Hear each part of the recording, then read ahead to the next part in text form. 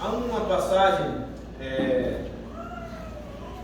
nas Escrituras que nos fala de como o povo construía o muro que havia caído depois que eles voltaram da Babilônia.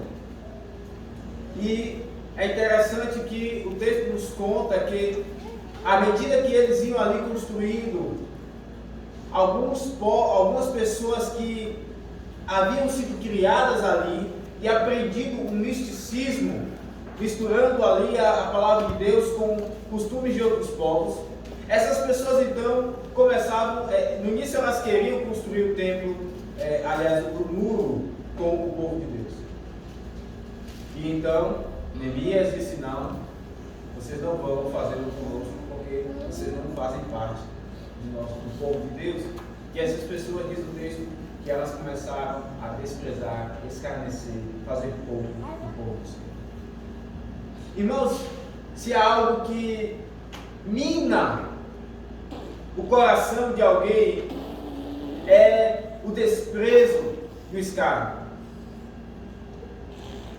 Se é algo pontual, isso por vezes não faz tanto efeito na nossa vida.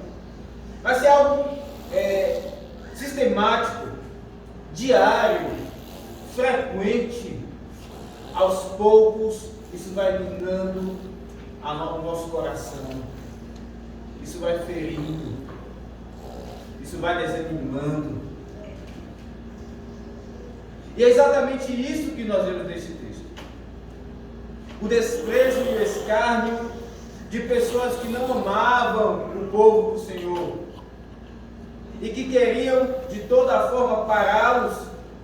Alguns, inclusive, nós não sabemos o exato contexto em que esse salmo foi escrito, mas alguns, inclusive, dizem que esse salmo foi escrito na ocasião em que de fato se reconstruía o muro, em que essas pessoas, como Tobias, Sanballat, eles escarneciam do povo do Senhor.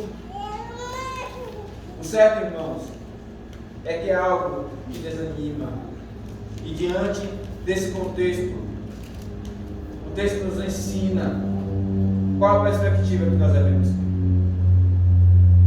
Diante do desânimo, para onde devemos olhar? Qual é o nosso foco? O que irá vencer o escárnio? O que irá vencer o desprezo? Esse texto nos responde essas perguntas. De forma que, se nós pudéssemos reunir uma frase, o ensino dele seria que a perspectiva da eternidade nos livra do escárnio dos soberbos na jornada para a nova Jerusalém. Não o nosso braço, não o nosso conhecimento, mas a perspectiva da eternidade. Ela nos livra do escárnio dos soberbos na jornada para a nova Jerusalém. Os irmãos têm ouvido?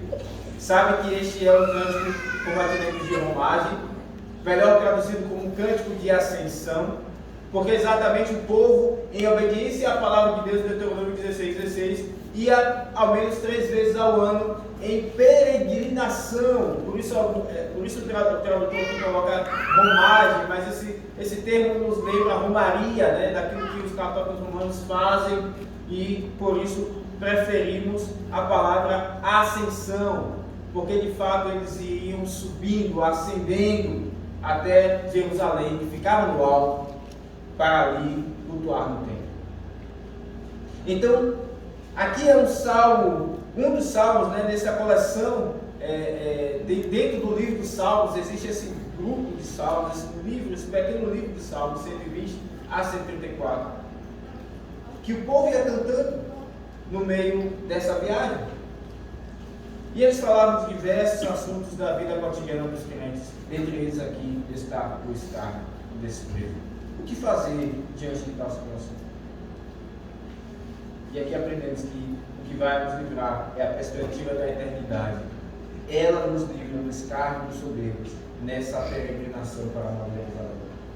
Somente a perspectiva da eternidade tem o poder para nos livrar do escárnio dos soberbos. Então veja no primeiro versículo, volte os seus olhos para o primeiro verso, onde aqui vemos a perspectiva individual da eternidade.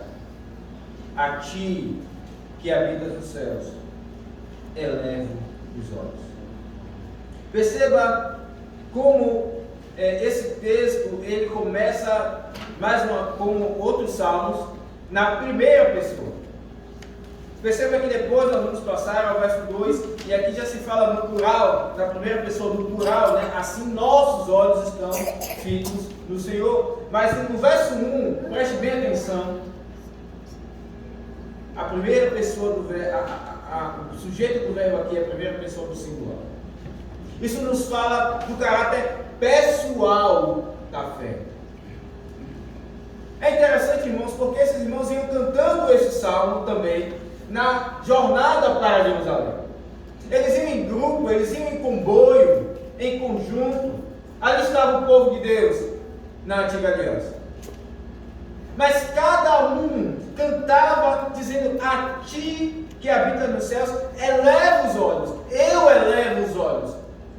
Perceba, o texto diz, não diz nós elevamos os olhos, embora fosse verdade que o povo ali de fato fizesse isso. Mas o texto nos fala primeiramente de uma fé pessoal, exercida por cada um. Eu elevo os olhos a ti.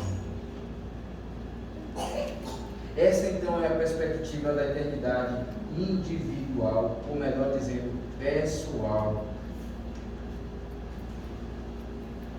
Se o Evangelho, se o Senhor Deus, Ele não preservasse nenhum crente no mundo, se não houvesse cada um de nós aqui para nos encorajar na fé, você creria? Se você só tivesse as Escrituras e um pastor para pregar a palavra para ti, você viria?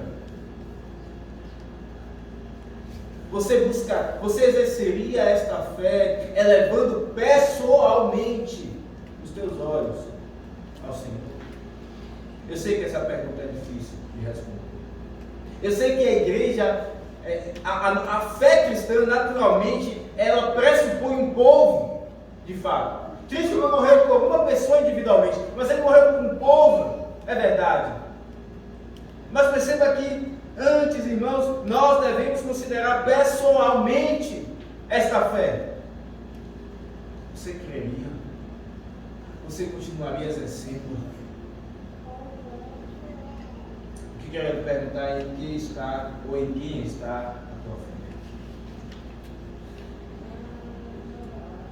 E aqui nós percebemos e podemos elencar algumas práticas que nós temos, que por muitas vezes são motivadas não pela fé que o Espírito nos dá, mas porque outros estão fazendo. Não porque nós elevamos, nós pessoalmente estamos exercendo essa atitude de elevar os nossos olhos, confiando pessoalmente no nosso Deus. Eu, Alex, e cada um, por nós mesmos, pela graça de Deus, fazendo este ato, elevando a Deus os nossos olhos e nele confiando nessa peregrinação. Olha, irmãos, como somos incrédulos muitas vezes. Como muitas vezes nossa fé está motivada por diversas outras coisas, menos pela sinceridade.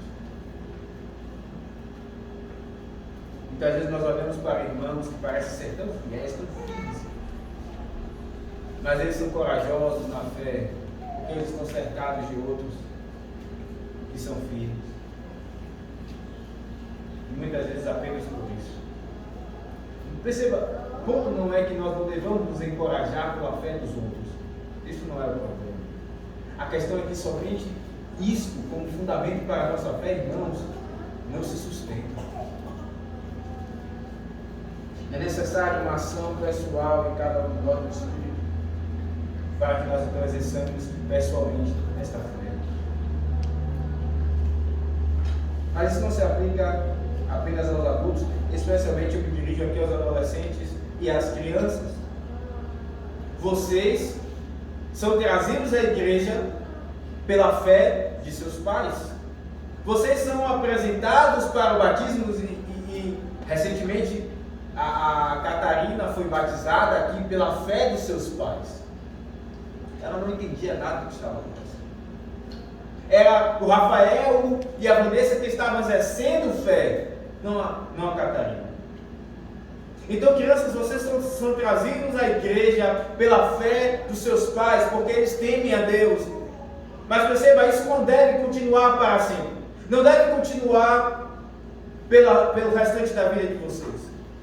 Vocês devem buscar a Deus e orar para que no tempo dele Ele lhes dê fé, para que vocês venham aqui à frente e professem a fé pessoal. Não mais a fé de seus pais, mas a fé própria que o Espírito Santo te deu. Perceba então como é importante que os não comungantes que fazem parte do pacto, eles desejem exercer esta fé pessoal e passem a ser então membros comungantes. Nós como pais devemos incentivar os irmãos. Nós devemos, como que falando, empurrar os nossos filhos, por assim dizer, para que eles tentem andar com as suas próprias pernas da fé,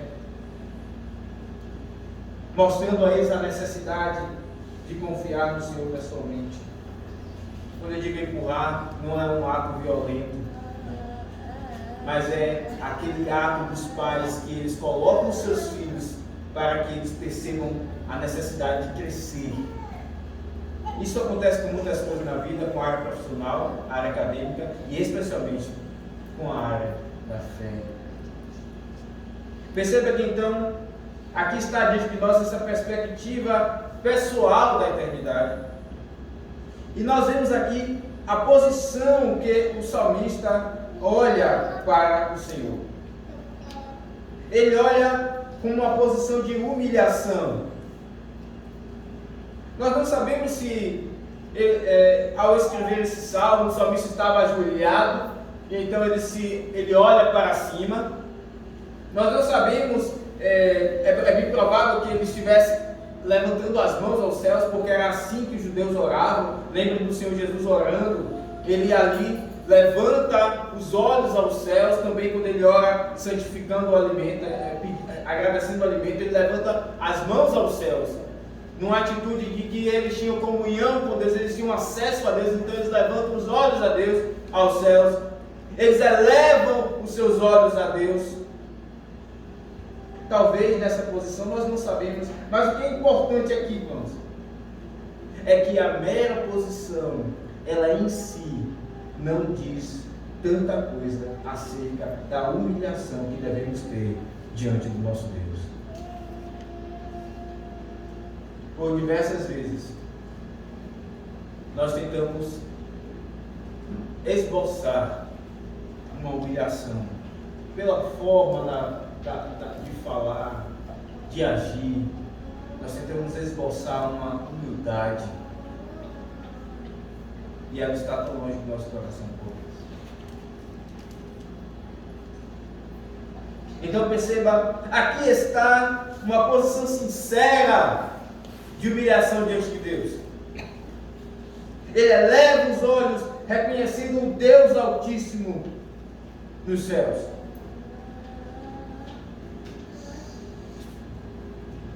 Se você tem tentado simular a humilhação, desista disso. E por vezes nós tentamos, irmãos, até mesmo diante do nosso Deus.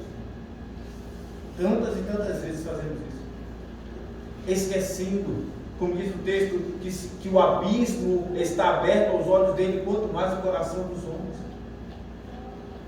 Esquecemos e somos tolos ao pensar que nós podemos simular a humilhação diante do nosso Deus. Nós podemos às vezes simular diante das pessoas, e por vezes elas irão acreditar, até que tudo venha à luz, aquilo que está oculto virá a ser revelado, mas não diante de Deus. O salmista então eleva os olhos aos céus, mostrando aqui a sua posição de humilhação. como isso então é próprio do cristão. Cristo disse: bem-aventurados os pobres de espírito. Essa tradução é interessante porque nos fala do pobre de espírito como aquele que é mendigo diante de Deus. Esta é uma verdadeira humilhação. E aquele que é um mendigo diante de Deus, ele não irá querer se colocar diante das pessoas como se ele fosse alguém superior aos outros por si mesmo, por algo inerente nele mesmo. Ele andará de forma humilde. Esta é uma marca do cristão. Esta é uma bem-aventurança. A humildade. Você é humilde? E se você responder essa pergunta dizendo sim, talvez seja o primeiro sinal da soberba no coração. Porque aquele que não consegue enxergar a soberba no seu coração já é o primeiro passo para indicar que ali há soberba. Se você não percebe e não luta contra a soberba, ó meu irmão, rogue a Deus que abra seus olhos para que Ele lhe mostre a quantidade de soberba e arrogância que há no teu coração.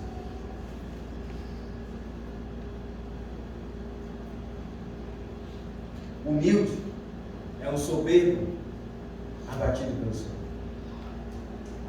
Isto é um humilde.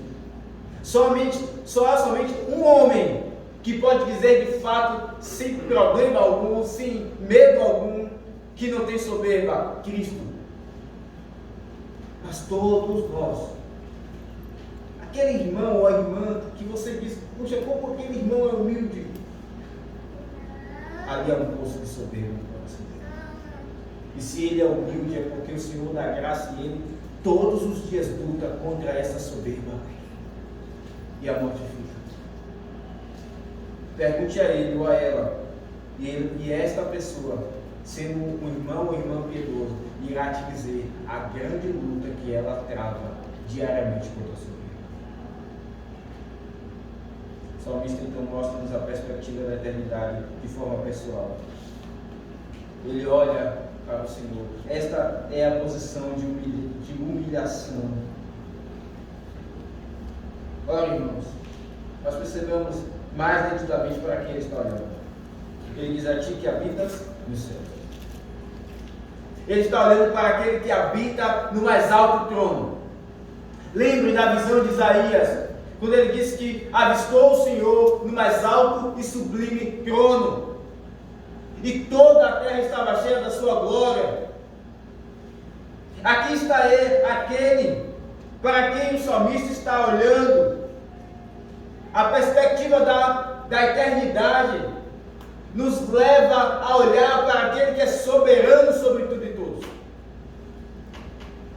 E como este ensino fortalece o coração daqueles que estão abatidos pelo desprezo, pelo escárnio, para aqueles que parecem estar jogados, como nós iremos ver no verso 4, à vontade dos que escarnecem. Ele olha para aquele que habita no mais alto trono, aquele que é o Altíssimo, aquele que habita nos céus. Mas habita nos céus e habita, diz o texto de Isaías, com contrito e abatido de coração, para o verificar. Ele habita nos céus, mas ele não esqueceu a sua criação. E os seus olhos penetram o nosso coração. E ele encontra aquele que busca a humildade. Então o salmista olha para o Altíssimo, para o Soberano, para o que governa a história, para o que governa a providência, para o que governa os momentos em que o povo de Deus é afligido, é humilhado. Perceba aqui, irmãos, essa perspectiva não é de alguém que está apático à realidade. E muitas vezes os cristãos, eles são conhecidos como pessoas que vivem uma vida em outro plano, não no bom sentido da expressão, mas no sentido de que são pessoas aluadas, são pessoas que não se conectam com a realidade na qual eles estão inseridos. Quantas e quantas vezes já não ouvi falar, e pessoas inclusive fazendo um deboche de crentes, porque a ideia que elas têm de um cristão é de alguém que não sabe de nada da vida, é de alguém que só fala em orar e ler a Bíblia, mas esta oração a oração e a Bíblia não leva a viver na prática o Evangelho. Entendam? Não é que o cristão ele não deve falar de oração e da Bíblia. Pelo contrário, isso deve tomar a vida dele. Mas tudo isso, irmãos, deve nos levar a viver no mundo de Deus. Como Cristo disse, vocês são sal, vocês são luz deste mundo. Então essa perspectiva da eternidade não é uma perspectiva que nos faz ficar apáticos à vida cotidiana, ao mundo ao nosso redor. É uma perspectiva que nos faz olhar para aquilo que está no alto, porque Ele governa a nossa realidade. Olhando para Ele, nós iremos saber como viver aqui. E fazendo isso, nós então faremos aquilo que está em Colossenses 3. Eu peço que você abra a sua Bíblia.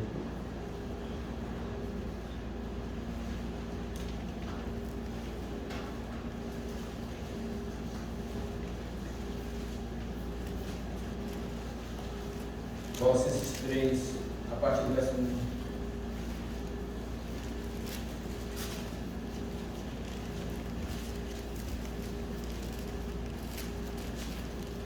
Diz assim: portanto, se fostes ressuscitados juntamente com Cristo, buscai as coisas lá do alto, onde Cristo vive, assentado à direita de Deus, pensai nas coisas lá do alto, não nas que são aqui da terra.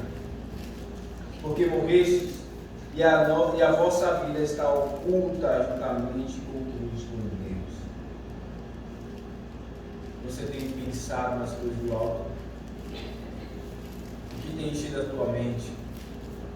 Você tem buscado as coisas lá do alto, aquilo que é perfeito, aquilo que é santo, onde Cristo está, Ele que inaugurou e entrou pelos portais eternos e está preparando para nós lugar. Você tem buscado as coisas lá do alto?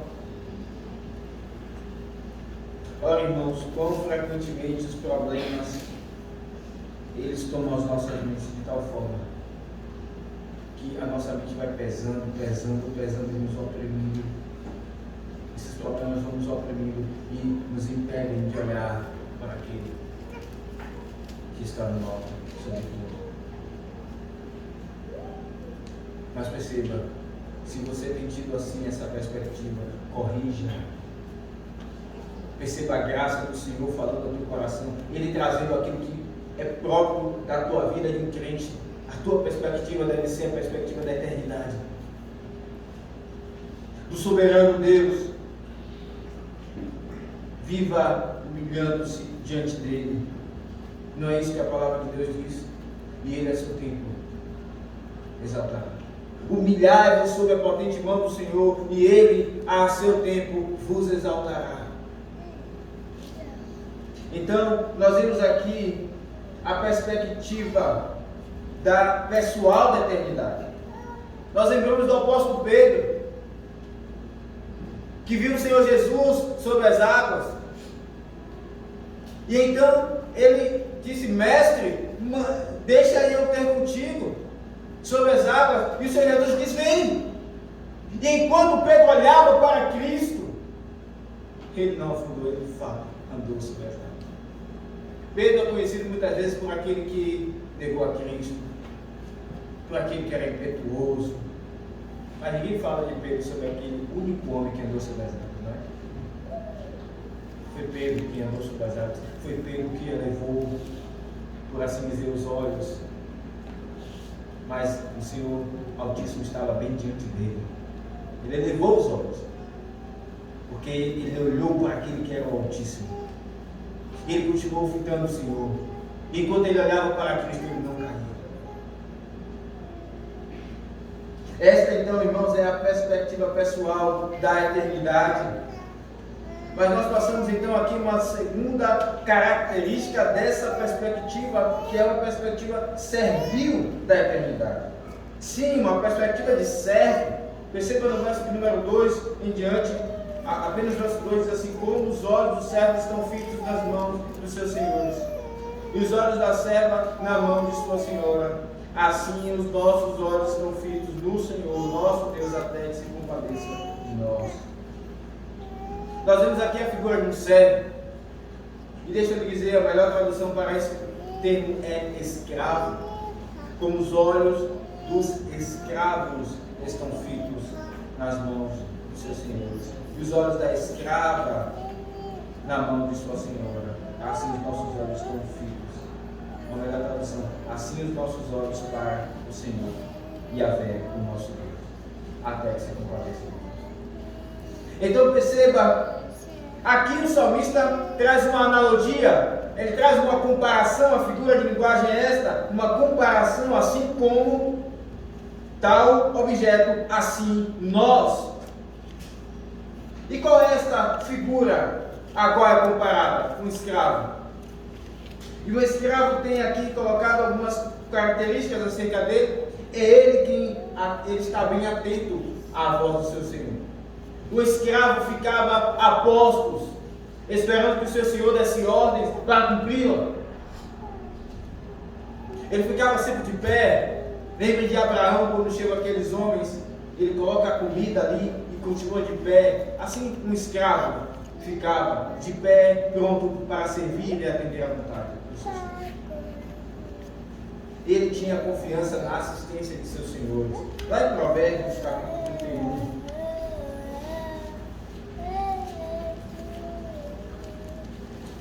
nos fala de uma outra característica acerca dos escravos. Provérbios 31, 15.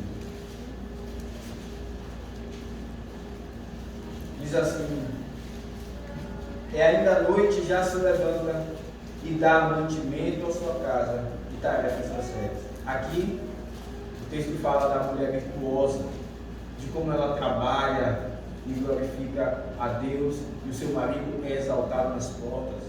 E diz o texto que em casa ela ainda é noite, quando ela se levanta e dá mantimento à sua casa.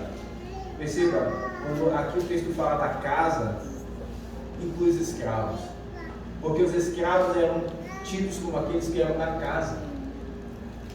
O quarto mandamento, inclusive, se você for ver depois, lá em Êxodo 20, verso 8, inclui também os escravos que faziam parte da casa.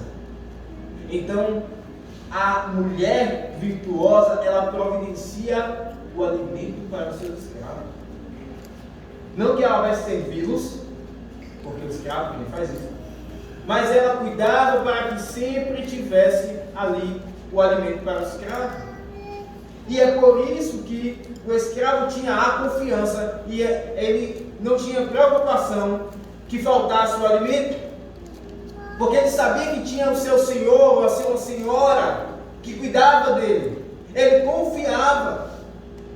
Aqui está então uma segunda característica, meus irmãos, dos escravos. Não apenas eles estavam prontos para atender o seu senhor, mas eles confiavam que o cuidado que eles precisavam, o seu senhor iria suprir.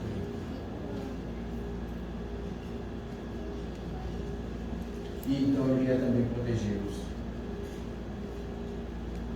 Perceba então que paradigma para os nossos dias.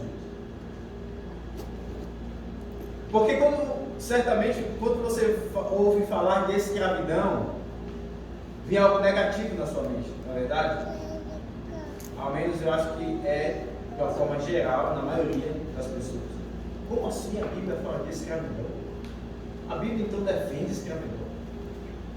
Como Deus pode defender algo tão maligno? Deus é bom, Deus é luz, Deus é amor, mas como então a Bíblia ensina sobre escravidão? Sim, meus irmãos, ela fala sobre escravidão. E para isso, eu peço que você abra lá em Levítico 25. O próprio texto bíblico, por si só, é suficiente para entendermos isso. Levítico 25. Livro de Levítico 25.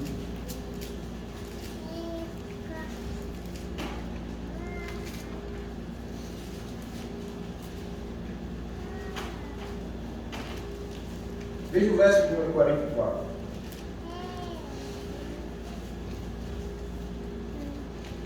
Quanto aos escravos ou escravas que tiveres, virão das nações ao vosso derredor, delas comprareis escravos e escravas. Também os comprareis dos filhos dos forasteiros que peregrinam entre vós, deles ou de suas famílias que estiverem convosco, que nasceram na vossa terra, que vos serão por possessão. Deixá-los-eis por herança para vossos filhos depois de vós, para os haverem como possessão. Perpetuamente os fareis servir. Mas sobre vossos irmãos, os filhos de Israel, não vos assenhorareis com tirania uns sobre os outros. Então, claramente, o texto nos mostra que o povo de Deus tinha escravos. Mas qual é o problema que ainda fica aqui, irmãos, sem ser resolvido? Será que a Bíblia defende aquela escravidão que foi feita com o povo da África ou outros povos? Uma escravidão hostil, desumana? É óbvio que não. Perceba, nós vimos que uma das características do escravo aqui nesse contexto é que ele não precisava se preocupar com a sua proteção e com os cuidados de saúde, de alimento. E claramente nós sabemos que isso não é uma característica da escravidão feita com o povo da África. Pelo contrário, muitos morriam em navios, na viagem de lá até a costa da América do Sul. Morriam doentes. Com fome, eles então desenvolviam doenças. Então, perceba, não é nada comparado àquilo que nós vemos aqui nesse texto, mas uma escravidão aqui que existia, porque quando o povo de Deus ele vencia outros povos, então esses povos eram tornados escravos. Eles trabalhavam, como diz o texto, faziam trabalhos forçados, e sim ficavam como escravos. Isso era permitido pelo Senhor, mas de forma alguma algo desumano. É comparado, irmãos, ao que hoje nós temos por relação trabalhista. Paulo falando aos que têm patrões e têm submissos lá em Efésios e também em Colossenses, ele diz aos servos e aos senhores. Ali é a mesma palavra. Então, ali há uma relação entre patrão e empregado, em que o patrão, que é superior, deve cuidar do seu inferior, dos seus cuidados, e o inferior deve honrar o seu superior, obedecendo. Esta é a relação que temos aqui. De escravo, todavia, aqui se expande como uma relação, inclusive, de possessão. O escravo pertencia ao seu senhor. E o que encontramos aqui, irmãos?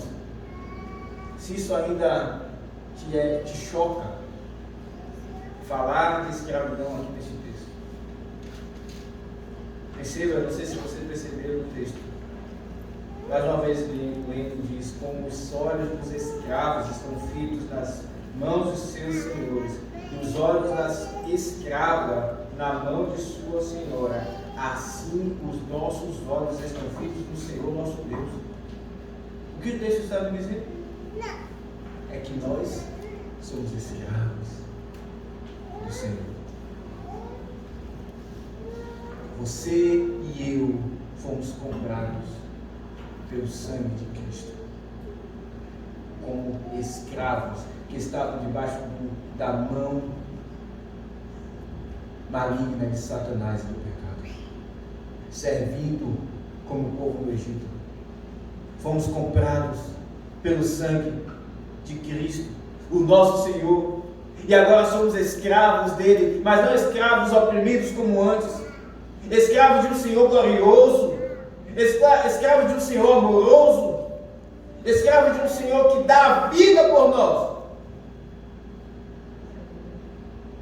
Escravos sim, porque não vivemos para nós mesmos, como diz Paulo.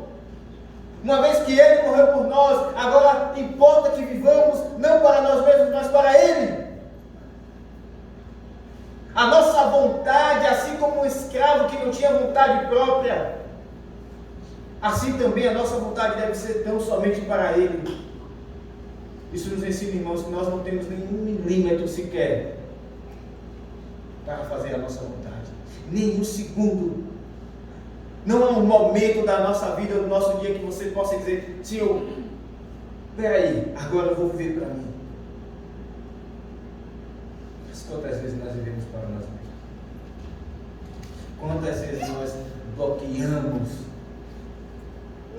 os mandamentos de Deus em nossa mente, a consciência, e nós dizemos: deixa eu ter esse momento de pecado, de desobediência. Afinal de contas, eu sou pecador. Afinal de contas, Deus é misericordioso. Ele vai me perdoar. É exatamente assim que funciona o nosso coração. Sim, isso é horroroso, mas consciente ou inconsciente, é assim que funciona o meu e o seu coração. Ora, irmãos, somos escravos de Yahvé, aquele que nos comprou. Lá ele diz em Êxodo 20: eu sou o Senhor vosso Deus, quem te tirou da terra do Egito. Isso nos lembra então que Ele nos comprou. Ele nos comprou pela graça, e isso vem desde o Antigo Testamento. E aqui nós vemos a disposição então que devemos ter para com o nosso Senhor. A disposição de esperar até que Ele cumpra as promessas, ou até que o sofrimento acabe. Perceba aqui no final do verso 2: até que se compadeça de nós. Até quando você deve esperar resposta de oração de Deus? Até quando você deve se humilhar diante dele em oração sincera e esperar até que ele se compadeça de nós? Diz o texto. Até que se cumpra alguma promessa que até então ele não quis cumprir, ou até que então o sofrimento acabe, ele ouça ali a nossa oração, e o escárnio acabe, o desprezo acabe. Olha, irmãos, isso nos mostra como nós devemos insistir em oração, em humilhação diante de Deus. Alguém já disse, se não me engano, Giovanni, tentando justificar porque Deus ele não ouve nossas orações quando nós oramos na primeira vez. E disse Giovanni, puritano, porque ele quer ouvir mais a nossa voz. Porque ele quer ouvir mais, ele quer estar mais conosco. Porque ele sabe que se ele ouvir a nossa oração na primeira vez, nós iremos ser tentados muitas vezes a esquecê-lo, como aqueles 9 que foram curados e não voltaram para dar graças a Cristo. Nós vamos ser tentados a não nos apegar mais a Ele e ficar com a bênção, com a resposta de oração. Então Ele não dá, até que nós aprendamos que aquilo que mais precisamos é Ele e não aquilo que pedimos. Então Ele não dá para que nós continuemos orando e suplicando. Então Ele não dá para que nós continuemos nos humilhando diante dEle. E assim Ele forja em nosso coração um coração servil a Ele, um coração humilhado diante dEle. É assim que você tem orado?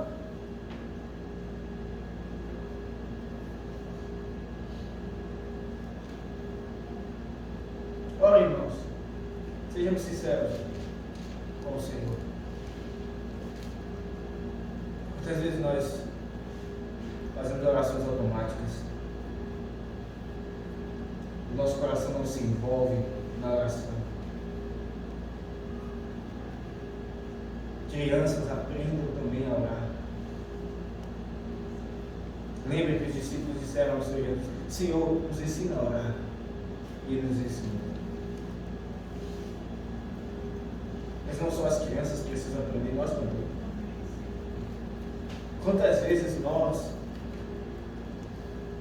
não queremos nos humilhar diante do nosso Deus em oração, e não nos demoramos diante dele. que o Senhor vê o nosso coração, Ele não vai ouvir a nossa oração. É verdade que muitas vezes Ele ouve quando nós não nos detemos ali. Ele é misericordioso, assaz benigno.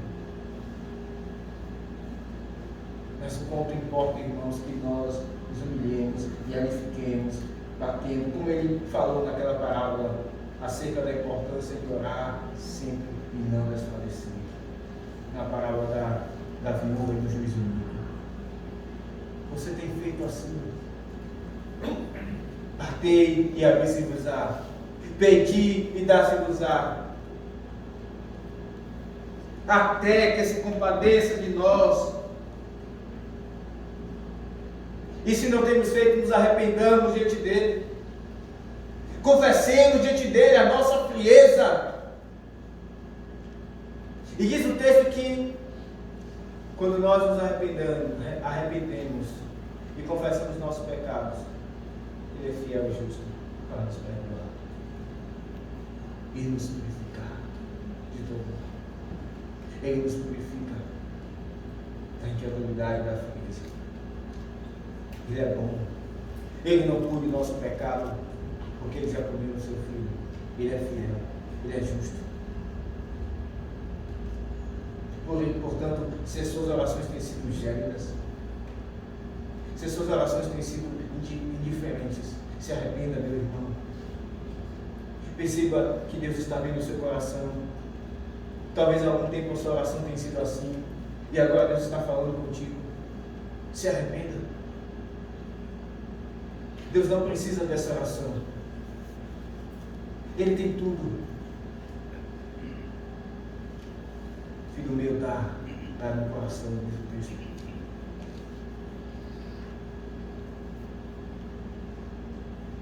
Nós vemos aqui que essa perspectiva da eternidade que vence o escárnio dos soberbos, ela deve ser pessoal, mas ela também tem uma segunda característica, ela também é servil. Mas em terceiro e último lugar, ela é uma perspectiva vitoriosa. Talvez você olhe para esse texto e você não perceba nenhuma vitória, nenhuma sombra de esperança. Veja mais uma vez o verso 13 diante. Tem misericórdia de nós, Senhor, tem misericórdia, pois estamos sobremodo fartos de desprezo. Nossa alma está saturada do escárnio dos que estão à sua vontade e do desprezo do soberbo. Parece não haver nenhuma esperança. Parece ser uma oração sem resposta, sem perspectiva. Mas, irmãos, isso é se nós olharmos pela nossa lente, pela nossa perspectiva. Mas somos levados a deixar a nossa perspectiva carnal, incrédula, de lado e a botar a perspectiva da eternidade, a perspectiva redentora. E nós olhamos como ela vence o escárnio dos soberbos. A aparente condição dos soberbos é a sua vontade, diz o verso 4, a nossa alma está saturada do escárnio dos que estão à sua vontade. Lembra do salmista no Salmo 73? Ele olha para os ricos e diz, olha como os olhos saltam, dos olhos deles salta a gordura, eles têm saúde, eles têm tudo que eles precisam, eles estão tranquilos. Eles estão à sua vontade. Parece que não há Deus. Parece que não há punição para os pecados. Parece que não há punição para a iniquidade, para o escárnio, para o desprezo. Eles estão à sua vontade. E diz o salmista no Salmo 73 que ele entra no templo, que ele percebe, ele consegue discernir da perspectiva da eternidade o que é que Deus faz com aqueles que parecem estar à sua vontade.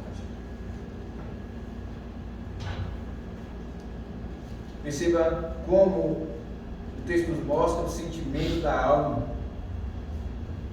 A nossa alma está saturada. A saturação é quando algum objeto ele já absorveu tudo aquilo que ele podia absorver de uma certa substância. Então se diz que aquilo está saturado. Quando nós colocamos água, açúcar na água, chega uma certa quantidade que o açúcar começa a se decantar, se posicionar no fundo daquele recipiente. Então a água está saturada do açúcar. Não há mais o que guardar, não há mais como suportar aquilo. Da mesma maneira, a alma que está sobre o escárnio de desprezo está saturada, ela não consegue mais suportar. Está cheia. E a tendência então de algo que está cheio e carregado é baixar, é se entristecer, é andar encurvado, como se o mundo estivesse nos seus ombros. Você já viu pessoas assim? Que andam como se elas estivessem carregando o mundo. A alma delas está pesada. A alma delas está saturada. Tal é o sofrimento do desprezo e do escárnio. Não suporta mais. É assim que você tem vivido. Talvez não por causa do escárnio, mas por outro problema. E aqui nós lembramos, irmãos, que o Senhor Deus, Ele não faz vir sobre nós tentação ou provação que não seja humana. Mas juntamente com ela, Ele nos dá os cabos. Parece que nós não suportamos, mas pela graça dEle, nós podemos suportar. Mas sim, é verdade que é difícil. Cristo disse que no mundo tereis aflições. Isso pesa. E por isso nós podemos olhar para a vitória, que talvez você ainda não tenha percebido. Mas o salmista clama a Deus por misericórdia. E se ele clama a Deus por misericórdia, ele pressupõe que dele vem misericórdia. Aqui está a vitória, a compaixão de Deus, a misericórdia de Deus. Ela existe. E ela vem dele. Ela veio dele. Ela encarnou. E diz o texto que vimos a sua glória e glória como do unigênito do Pai. Deus tem tanta misericórdia do seu povo que Ele fez com que ela encarnasse e se tornasse visível. Ele tem tanta misericórdia de nós que Ele fez com que o seu Filho se tornasse como nós, semelhante a nós, pecadores, mas sem pecado. Aquilo que é chamado, no texto de Filipenses, de esvaziamento por adição, porque ele recebeu, a ele foi adicionada a natureza humana, ele se esvaziou, ele se humilhou. Ele é a misericórdia de Deus para nós.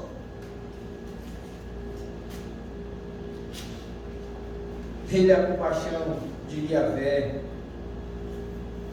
Olha, irmãos, então ele vencerá sobre os soberbos. É isso que diz o texto lá de Salmo 2. Abra sua Bíblia em Salmo 2. Essa misericórdia, essa compaixão que encarnou, que morreu em nome, é o Filho. E no Salmo 2 nós vemos o que vemos aqui. Nós vemos algo semelhante ao escárnio. Falar, imaginação de coisas ruins no verso 1. Dizendo a Deus, rompamos os seus laços, sacudamos de nós as suas algemas. Nós vemos um escárnio, nós vemos uma rebeldia, mas nós vemos Deus rindo e escarnecendo de forma santa deles, por assim dizer. Diz o verso 4: ri-se aquele que habita nos céus, o Senhor zomba deles. Enquanto os ímpios zombam e escarnecem do povo de Deus, o Altíssimo, aquele que habita nos céus, para que o povo de Deus está olhando, sob essa perspectiva da eternidade, o Senhor, Ele ri, porque Ele está vendo o fim dos ímpios. Enquanto os ímpios pensam que há muito tempo para que eles vivam no seu pecado, na sua iniquidade, Deus olha para o final, porque para Ele 1000 anos é nada. Ele zomba, Ele ri.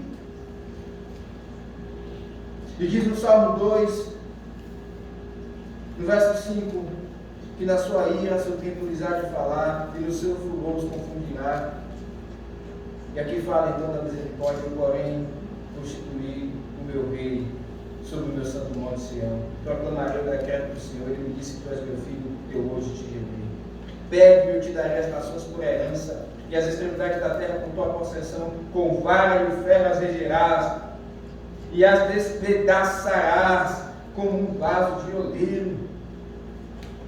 Agora, pois, ó rei, sede prudente, deixai-vos advertir juízo da terra, servi ao Senhor com temor, busque ser um escravo de Yahvé, do Senhor, e alegre-se nele com temor.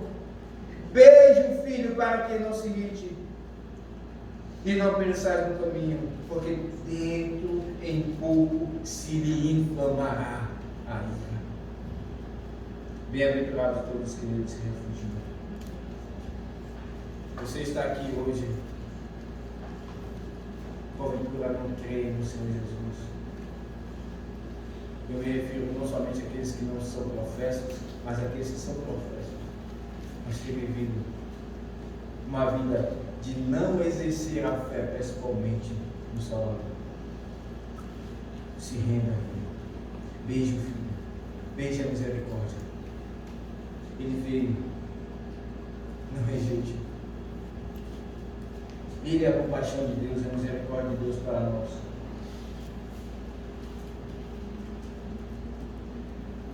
E é exatamente assim, irmãos, que devemos ter essa esperança. É exatamente esta a misericórdia que nos faz ser vitoriosos. Esta é a vitória sobre o escárnio. Esta é uma perspectiva da eternidade vitoriosa. É uma perspectiva que nos faz entregarmos àquele que é o Senhor, que julga tudo, e confiar no seu governo. Quero finalizar com o texto de Hebreus 12.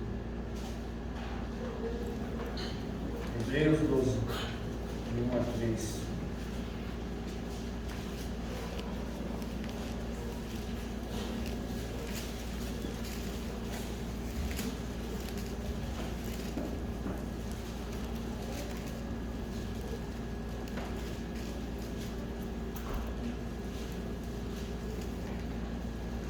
Diz assim: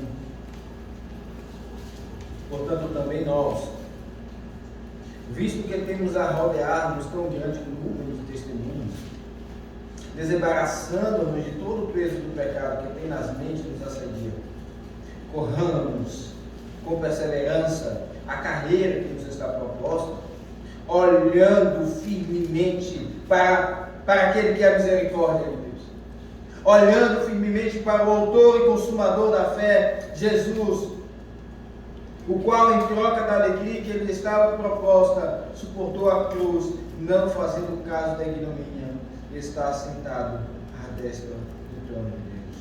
Considerai, pois, atentamente aquele que suportou tamanha oposição dos pecadores contra si mesmo, para que não vos fatigueis desmaiando em vossa alma.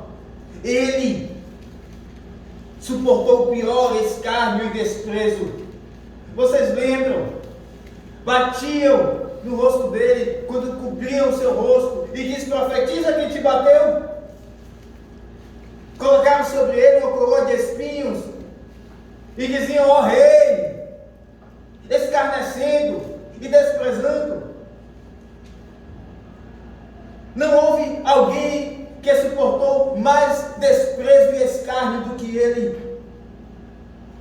Aquele Altíssimo, Santo, Santo, Santo, Todo-Poderoso, experimentou tamanho escárnio, tamanho desprezo de pecadores. Não somente aqueles irmãos, nós estávamos ali, escarnecendo dele. A cada pecado é um cuspe na face de Cristo. Cada pecado é um murro na sua face. Nesse sentido, eu e você escarnecemos e zombamos do Senhor, do Salvador.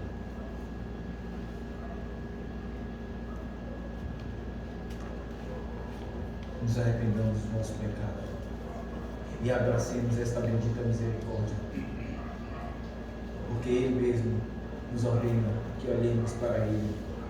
Ele é o autor da fé pessoal. Olhe firmemente para o autor e consumador da nossa fé, Jesus. Aquele que se submeteu, ele trocou a alegria pelo escárnio, pela ignomínia, é uma palavra semelhante. Mas agora ele está sentado ao trono. E quando ele voltar, ele não mais se permitirá o desprezo e o escárnio. Ele voltará como aquele cordeiro irado para destruir eternamente e cabalmente aqueles que são zombadores de Deus e de seu povo.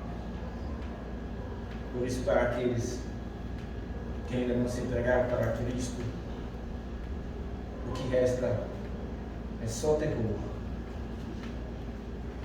a menos que se arrependam. Mas para nós, a grande consolo. Para nós que nos exercitamos e reciclamos a nossa perspectiva, deixando a perspectiva carnal e incrédula de lado e adotando essa perspectiva da eternidade. Para nós, então, a vitória, a livramento desse escárnio, nessa caminhada, nesta peregrinação até a Nova Jerusalém. Você irá ser desprezado até chegar na Nova Jerusalém. Você irá sair daqui e irá ser desprezado se você viver fielmente o Evangelho. Mas lembre-se dessa mensagem. Não tenha essa perspectiva da eternidade pessoal, servil e vitoriosa. Que o Senhor Deus nos abençoe. Amém.